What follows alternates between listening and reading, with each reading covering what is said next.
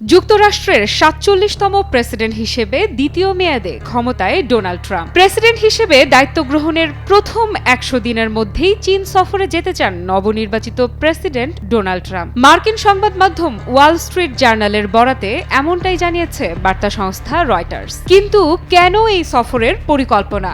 একদিকে যখন যুক্তরাষ্ট্রকে থামাতে এক হবে ইরান, চীন ও রাশিয়া, এমন খবরে বিশ্ব সরগরম, সে সময় ট্রাম্পের এমন বক্তব্যে তৈরি হয়েছে নতুন প্রশ্ন, চীন তবে কোন পথে হাঁটবে? এই সফরের মাধ্যমে ট্রাম্প এবং চীনের প্রেসিডেন্ট শি জিনপিং একে অপরের সাথে সরাসরি আলোচনা করতে চান। এটি দুই দেশের মধ্যে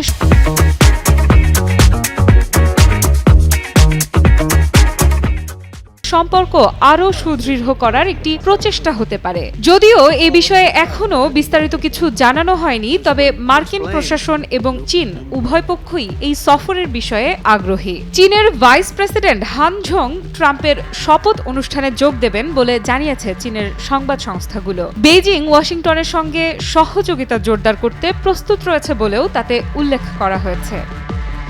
এদিকে ইরান চীনের জন্য একটি কৌশলগত এবং গুরুত্বপূর্ণ অংশীদার উল্লেখ করে চীনা উপপ্রধানমন্ত্রী ঝাং গুওকিং বলেন, চীন ইরানের সঙ্গে তার কৌশলগত এবং দীর্ঘমেয়াদী সম্পর্ক শক্তিশালী করার জন্য প্রতিজ্ঞাবদ্ধ। বেইজিং তেহরানের সঙ্গে সহযোগিতায় খুশি, যা দুই দেশের মধ্যে আন্তর্জাতিক সংস্থাগুলোর মাধ্যমে একতরফা নীতির বিরুদ্ধে লড়াই করতে সহায়ক।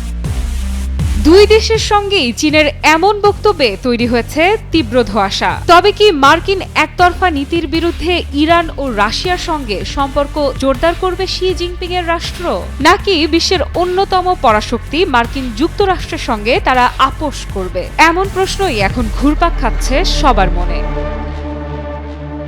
যদিও ওয়াল স্ট্রিট জার্নাল জানিয়েছে, চীনের প্রেসিডেন্টকে ট্রাম্পের পক্ষ থেকে যুক্তরাষ্ট্রে আমন্ত্রণ জানালেও ওয়াশিংটনে অবস্থিত চীনা দূতাবাস তাৎক্ষণিকভাবে এ আমন্ত্রণের বিষয়ে কোনো জবাব দেয়নি। বিশ্ব রাজনীতির সমীকরণ কোন পথে এগুচ্ছে তা যেন ক্রমাগত জটিল থেকে জটিলতর হচ্ছে।